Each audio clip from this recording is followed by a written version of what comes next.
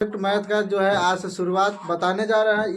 इस वीडियो में हम लोग जानेंगे लेसन नंबर 1.1 एंड 1.2। देखिए पहला क्वेश्चन कह रहा है कि निम्नलिखित संख्याओं का एचसीएफ ज्ञात करने के लिए यूक्लिड विभाजन एल्गोरिथम का प्रयोग कीजिए। क्वेश्चन ए रहा और उसमें पहला क्वेश्चन है 135। पहला क्वेश्चन है 135 और 225। इसको यूक्लिड विभाजन परिमिका से हम ज्ञात करेंगे। तो इसके पहले वाले वीडियो में हम सूत्र भी डाले थे। हम जानते हैं यूक्लिड विभाजन परिमिका का सूत्र होता है ए बराबर बी क्यू प्लस आर। और इसमें बताया गया था कि बड़ा वाले संख्या को ए लेंगे और छोटा वाले संख्या को बी, ऐसे बताया गया था। तो इस दोनों में बड़ा कौन है? 225 और बी के जगह पर 135 लिख करके उसके बाद जो है ये 225 में 135 हम क्या करेंगे? भाग देंगे। कौ बार में कटेगा? 2 बार में काटिएगा तो ज्यादा हो जाएगा, तो एक बार में ही हम काटेंगे। तो शेष कितना आएगा? 0 और 9। फिर उसके बाद इन दोनों में इसको हम एक जगह पर लिख देंगे और जो हमारा शेष आया 90 में फिर हम गुना करेंगे, भागा करेंगे। 135 में 90 से भागा कीजिए तो कितना होगा?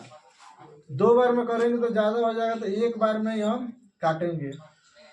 तो शेष हमारा कितना आ रहा है? 45। फिर 90 को आगे करेंगे और 45 गुना 90।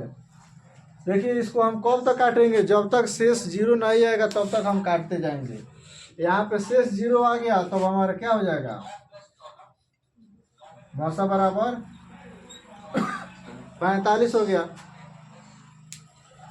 दूसरा है 196 और 29,220।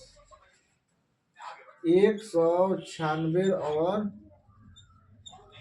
29,220। हम सूत्र जानते हैं। सूत्र क्या होता है? ए बराबर बी क्यू प्लस आर। इसके पहले वाले वीडियो में हम बताए थे ए क्या होता है? भाज होता है। भाज बराबर भाजक गुने भागफल जोड़ शेषफल, उसी को बोला जाता है यूक्लिड विभाजन परिमिका। तो इन दोनों में बड़ा वाले को हम कहाँ रखेंगे? ए के जगह पर 38,220 बराबर 196। अब इसको हम काटेंगे। 196 में 38,220 से भागा करेंगे तो यह 195 बार में पूरा कट जाएगा और शेष यहीं पे समाप्त हो जाएगा। काटिएगा तो 38,250 में 196 से भागा कीजिए तो 195 बार में कट जाएगा, तो शेष 0 आ जाएगा। तो हमारा मौसा क्या हो जाएगा? यहीं 196 हो गया। समझ में आओ था कि ना? तो नहीं क्या होता है? हाँ। लेकिन सर 38,250 कह देंगे है 38 एक बेलोरी रिवाइज कर दी, मतलब वीडियो का ठीक है बात। हाँ रिवाइज कर दी थी। इतना है।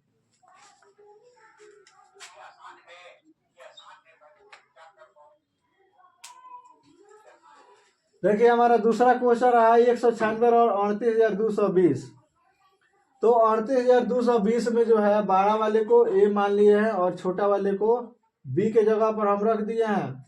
और 38,220 में 196 से हम भाग किए तो 195 बार में फाइनली कट जाएगा।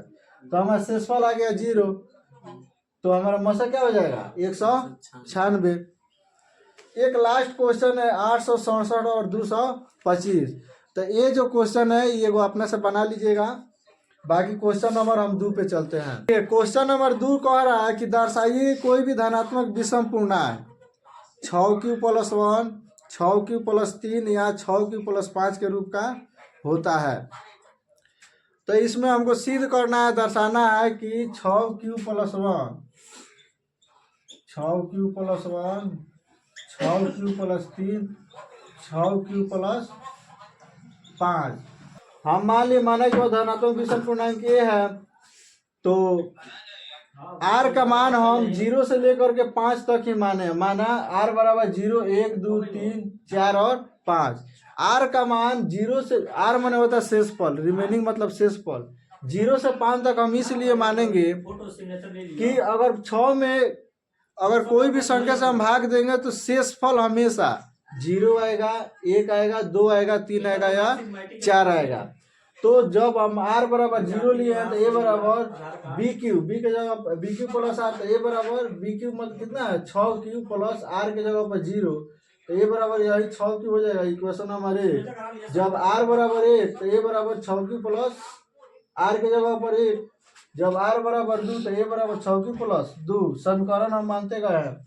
जब आर बराबर 3 तो ए बराबर 6 क्यू प्लस 3, इक्वेशन नंबर 4। जब आर बराबर 4 तो ए बराबर 6 क्यू प्लस आर के जगह पर 4 रख दिए हैं, तब 5 रख दिए हैं। तो इस प्रकार से देखिए समीकरण नंबर 2 में है 6 क्यू प्लस 1, 6 क्यू प्लस 1। समीकरण नंबर 3 में है 6 क्यू प्लस 3। समीकरण नंबर 6 में है 6 क्यू प्लस 5। तो इस पर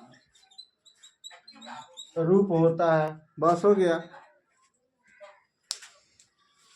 आइए क्वेश्चन नंबर 3 ये आपके सामने रहा। क्वेश्चन नंबर कह रहा है किसी परेड में 616 सदस्यों वाली एक सेना की टुकड़ों को 32 सदस्यों वाली एक आर्मी बैंड के पीछे मार्च करना है। दोनों समूहों को समान संख्या वाले स्तंभों में मार्च करना है। उन स्तंभों की अधिकतम संख्या क्या है जिसमें वे मार्च कर सके। मैंने कह रहा है कि टोटल आर्मी के सदस्यों की संख्या कितना है 616, और इसको जो है 32 सदस्य वाली एक आर्मी के टुकड़ों में मतलब रखना है। जैसे तो देखिए क्वेश्चन नंबर 3 जो है 616 आर्मी के सदस्य वाले जो संख्या जो था वो अधिक से अधिक 32 को स्तंभ में रखना था। तो ऐसे कहोगो मतलब बनेगा। तो बड़ा वाले को ए मान लिया और छोटा वाले को बी। तो एक जगह पर 616 बराबर 32 गुना, इसमें इसे भागा कीजिएगा तो 19 बार में कटेगा, पूरा पूरा नहीं, शेष कितना बचेगा 8। उसके बाद फिर 32 को बाहर कर देंगे और 8 गुने 8 चौके 32, 4 बार में कट जाएगा तो शेष 0 आ गया। तो मसाब का कितना आ गया 8 आ गया।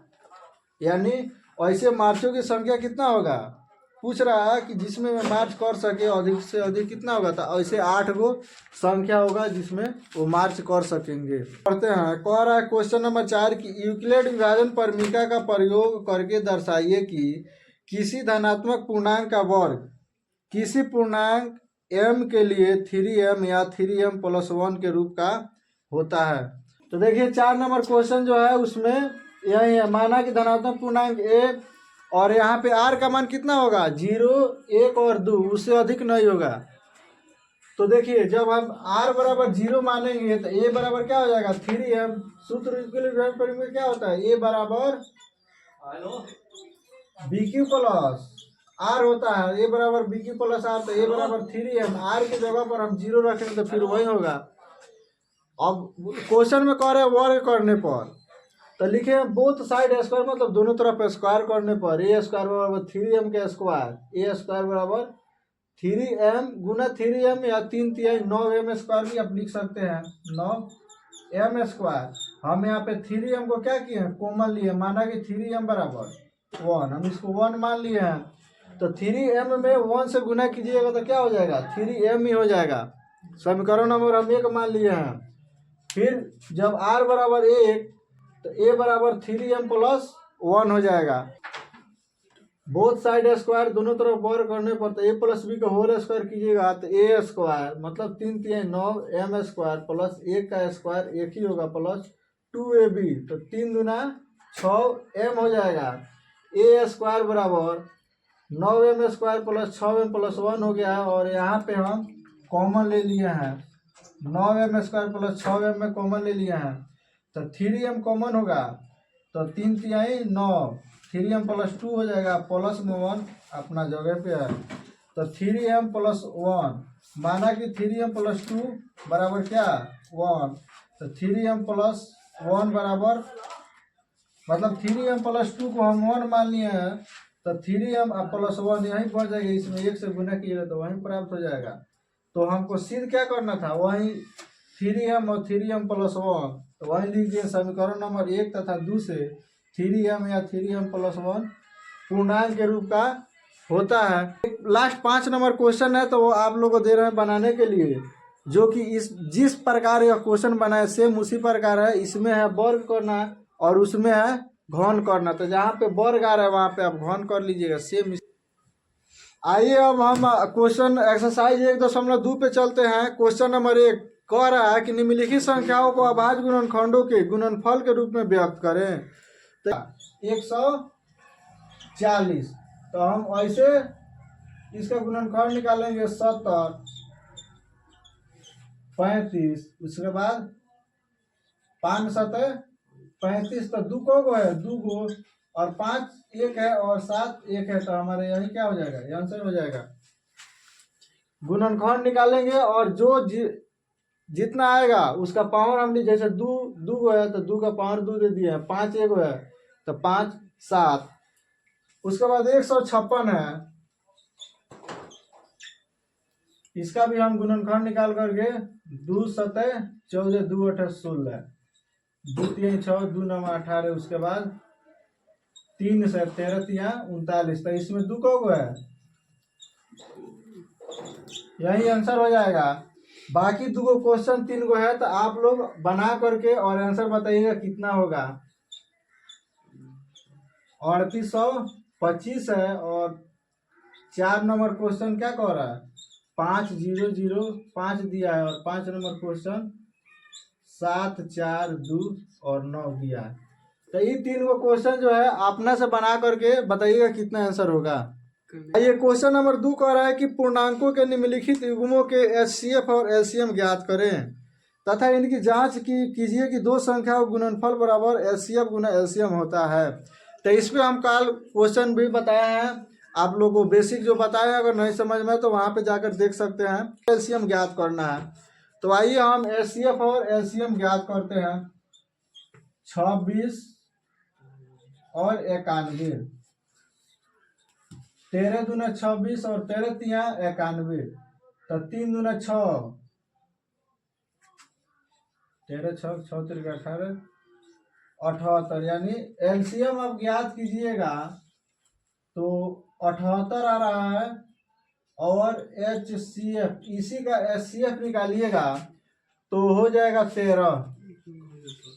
एलसीएम का मतलब होता है हाईएस्ट, एलसीएम का फुल फॉर्म होता है लोअर्स कॉमन फैक्टर और एचसीएफ का फुल फॉर्म होता है हाईएस्ट कॉमन फैक्टर। तो एलसीएम निकाले हैं तो 78 और एचसीएफ निकाले हैं तो 13। अब देखिए हमको जांच भी करना है, तो जांच में दिया है कि 2 संख्याओं का गुणनफल बराबर एलसीएम गुना एचसीएफ। तो 2 संख्या कौन कौन है, 26 गुना 91, 26 गुना बराबर एलसीएम है 78 और एचसीएफ है 13। तो 26 में 91 से गुना कीजिए तो कितना होगा, 26 में आप 91 से गुना कीजिएगा तो 6 9 6 54, 55 56 के 6 हाथ में 5 9 गुना 18 या 5 23 66 आ रहा है। 26 में 91 से गुना कीजिएगा 23 66, इसमें भी गुना कीजिएगा तो वही होगा 23 66, दोनों बराबर है। इसका मतलब क्या है, हमारा बनाया हुआ सही है। तो आइए 2 नंबर क्वेश्चन पे हम चलते हैं। 510 और 92, तो 510 और 92 का आप पहले एलसीएम निकाल लीजिए। 2 से 2 दूना 4, 2 5 10, 5 दूना 10, 5 दूना 10 11, दूना ठीक है, 2 चौके 8 और 2 छक 12। अब किससे कटेगा, विभाजता के नियम से आइएगा तो 5 5 10 2 12 6 4 10, 2 और 3 और 5 से भी नहीं कटेगा, 4 से भी नहीं कटेगा। तो आप क्या कीजिए, गुना कर दीजिए। गुना कीजिएगा तो ये आएगा कितना, 23,460, अर्थात आपका हो गया एलसीएम। एलसीएम बराबर 23,460। और इसमें HCF 510 और 92 का HCF निकालिएगा तो मान लीजिए यहीं पे पता चल जाए कि आपका HCF कितना होगा, 2 होगा। तो HCF बराबर 2। अब आइए हमको जांच करना है, तो लिख दे रहे हैं दो संख्याओं का गुणनफल अर्थात 510 गुना 92 बराबर LCM कितना है 23,460 गुना 2। तो ये गुना कीजिएगा तो 0 में 2 से गुना कीजिएगा तो 0, 6 दूना 12, 4 दूना 8, 1 9, 3 दूना 6 और 2 दूना 4। बाकी अभी उतना ही आएगा 46,920, दोनों बराबर है। बाकी एक लास्ट क्वेश्चन कौन है 336 और 54, 336 और 54। तो ये क्वेश्चन नंबर 2 का जो 336 और 54 है, ये क्वेश्चन आपके ऊपर छोड़ रहा है, आप बना करके कमेंट जरूर कीजिएगा कि आपका इसमें कितना आंसर आ रहा है। या देखिए क्वेश्चन नंबर 3 कह रहा है कि अभाज्य गुणनखंड विधि से विधि द्वारा निम्नलिखित पूर्णांकों के HCF और LCM ज्ञात करें। ये रहा क्वेश्चन 12, 15 और 21। तो आइए हम LCM और HCF दोनों ज्ञात करते हैं। एक क्वेश्चन हम बना देंगे, बाकी 2 है अपने से बना लीजिएगा लोग। 12 HCF, इन तीनों में जो है क्या 3 कॉमन है, तो HCF हो जाएगा 3। यही हो गया आंसर। बाकी इसमें 2 क्वेश्चन है अपना सब बना लीजिएगा लोग। दिया है क्वेश्चन 17, 23 और 29। 17, 23 और 29। और 3 नंबर क्वेश्चन है 8, 9 और 25। देखिए क्वेश्चन कह रहा है कि HCF 306 और 657 बराबर 9 दिया है। 306 और 657 बराबर 9 दिया है। तो LCM 306 और 657 ज्ञात कीजिए। मतलब क्या कह रहा है, LCM ज्ञात करने को कह रहा है। तो इसके पहले वाले वीडियो में हम बताए हैं LCM बराबर क्या होता है, HCF बराबर क्या होता है, पहली संख्या दूसरी संख्या बराबर क्या होता है।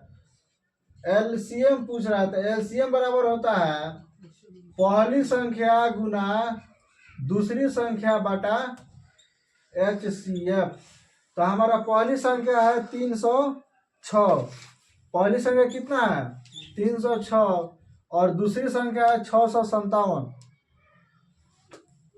600 और आपका HCF दिया है कितना 9। इसको काट लीजिए, 9 तिरके 27 और 9 चौके 36, बाकी 34 गुना 657 गुना कर लीजिए कितना आ रहा है। गुना कीजिएगा तो कितना आएगा 34 में 657 से गुना कीजिएगा तो जो है कह रहा है कि व्याख्या कीजिए कि क्या किसी प्राकृतिक संख्या n के लिए संख्या 6n अंक शून्य पर समाप्त हो सकती है। व्याख्या यहाँ पे दिया है,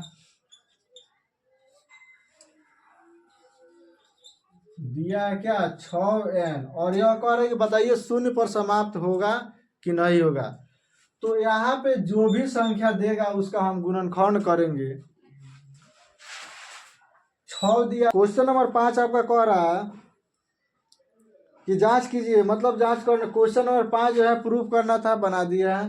दिया है 6n जो है वह शून्य पर समाप्त होगा कि नहीं होगा। तो यहाँ पे 6 का हम क्या करेंगे, कोई भी यहाँ पे अंक देगा उसका हम गुणनखंड निकाल लेंगे। और 2 और 5 अगर आएगा तो वह समझिए कि शून्य पर समाप्त हो जाएगा, नहीं आएगा तो समाप्त नहीं होगा। तो हम यहाँ पे लिखे हैं कोई भी प्राकृतिक संख्या शून्य पर समाप्त होने के लिए 1, 2 तथा 1, 5 का होना निश्चित है। इसमें 2 है लेकिन 5 नहीं है, इसलिए 6 शून्य पर समाप्त नहीं होगा। तो आइए हम बढ़ते हैं क्वेश्चन नंबर 6 की तरफ। अब देखिए क्वेश्चन नंबर 6 जो है कह रहा है कि व्याख्या कीजिए या जांच कीजिए, या बात है क्या हुआ, व्याख्या कीजिए या जांच कीजिए। क्वेश्चन नंबर 6 कह रहा है कि व्याख्या कीजिए कि 7 गुना 11 गुना 13 प्लस 13 और 7 गुना 6 गुना 5 गुना 4 गुना 3 गुना 2 गुना 1 प्लस 5 भाज्य संख्या है क्यों। तो भाज्य संख्या के लिए हम इसके पहले वाले वीडियो में बताए, भाज्य संख्या उसे कहते हैं जो एक और स्वयं के अलावा और संख्या से भी कट जाए उसको हम भाज्य संख्या कहेंगे। तो देखिए इसको आप हल कीजिए, हल कीजिएगा 7 गुना 11 गुना 13 प्लस 13 तो आएगा कितना 1014, मतलब गुना कीजिएगा तो आएगा 1014। और इसमें आप गुना करते हैं तो फाइनली आपका आता है 50 45। इसमें हल कीजिएगा तो ये आएगा और इसमें हल कीजिएगा तो 50 से 45 आएगा। तो यह संख्या कह रहा है कि भाज्य है तो क्यों है। तो अभाज्य का सूत्र होता है जो एक और स्वयं के अलावा और संख्या से नहीं कटे। जैसे 19 जो है एक और स्वयं के अलावा और संख्या से नहीं कटेगा, उसको कहेंगे अभाज्य संख्या। लेकिन भाज्य संख्या उसे कहते हैं जो एक और स्वयं के अलावा और संख्या से भी कट जाए, 2 से 4 से 8 से 16 से, तो ये क्या है भाज्य है। ठीक उसी प्रकार यह संख्या हम अगर देखेंगे, यह दोनों संख्या भाज्य इसलिए है, यह 2 से कट जा रहा है, 4 से कट जा रहा है, 3 से भी 2 से कट जा रहा है, 4 1 5 1 6 विभाज्यता के नियम से आएगा, मतलब 3 से भी कट जाएगा, उसके बाद और संख्या से भी कट जा रहा है। इस संख्या जो है 5 4 9 4 13, 1 से कटेगा, 5 से कटेगा, बाकी और संख्या से काट कर देख लीजिएगा। तो लिख दीजिए यह संख्या भाज्य इसलिए है क्योंकि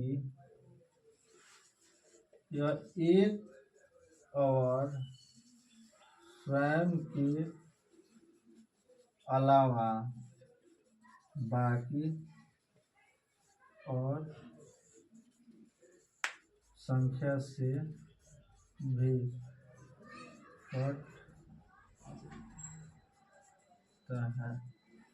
हम लिख दिए हैं यह संख्या भाज्य इसलिए है क्योंकि यह एक और स्वयं के अलावा बाकी और संख्या से भी कट जाता है, इसलिए यह संख्या क्या है भाज्य है। आइए हम क्वेश्चन नंबर 7 की तरफ बढ़ते हैं। लास्ट क्वेश्चन है, किसी खेल के मैदान के चारों ओर एक वृत्ताकार पथ है। इस मैदान के एक चक्कर लगाने में सोनिया को 18 मिनट लगता है और जबकि इस मैदान के एक चक्कर लगाने में रवि को 12 मिनट लगता है। रवि को मिनट में लगा लेता है 12 मिनट में ही लगा लेता है। तो वह अब कह रहा है कि बताइए कि मान लीजिए वे दोनों एक ही स्थान और एक ही समय पर चलना प्रारंभ करके एक ही दिशा में चलते तो वह कितने बाद प्रारंभिक समय पर मिलेंगे। देखिए क्वेश्चन नंबर 7, क्वेश्चन नंबर 7 कह रहा है कि एक वृत्ताकार पथ बना हुआ है और उसी पथ पे जो है सोनिया जो है दौड़ रही है, तो वो 18 मिनट में दौड़ रही है, लेकिन रवि जो है वो 12 मिनट में उसी पथ पे चक्कर लगा रहे हैं 12 मिनट में ही। क्वेश्चन कह रहा है कि मान लीजिए दोनों एक साथ जब दौड़ना प्रारंभ करते हैं तो कितने मिनट के बाद वह क्या होंगे एक बिंदु पे मिलेंगे। तो इस अवस्था में हम दोनों का क्या करेंगे एलसीएम निकाल लेंगे 18 और 12 का। 18 और 12 का निकालिएगा तो 2 9 18, 2 6 12, फिर 3 से कटेगा 3 3 9, 3 दूना 6, तो गुना कर लो 2 3 6, 6 3 18, 18 दूना 36, अर्थात 36 मिनट के बाद वो क्या होंगे पुनः प्रारंभिक बिंदु पर दोनों एक साथ मिलेंगे। तो आई होप मैं उम्मीद करता हूँ यह वीडियो आप लोगों को जरूर समझ में आया होगा। वीडियो को लाइक कमेंट एंड शेयर करना ना भूलें। इसके बाद हम लोग मिलते हैं नेक्स्ट वीडियो में।